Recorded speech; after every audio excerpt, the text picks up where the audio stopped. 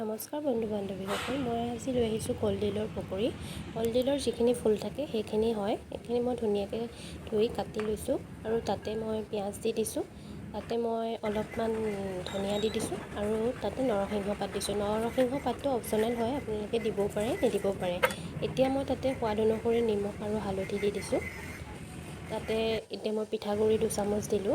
পিঠাগুড়ি 2 চামুচ দিলে কি হয়, আপোনাৰ ক্ৰিস্পিনেছটো বহুত টাইমলৈকে থাকি যায়। আৰু তাতে অলপ 2 চামুচ দিছোঁ মই বেচন। আপোনালোকে পৰিমাণটো চাই ল'ব, সেই অনুসৰি বেচন আৰু পিঠাগুড়িটো ইউজ কৰিব। আৰু মই তাতে কেটচ্আপ গৰম মছলাটো অলপমান দি দিছোঁ। ইয়াৰ গোন্ধটো বহুত ভাল লাগে।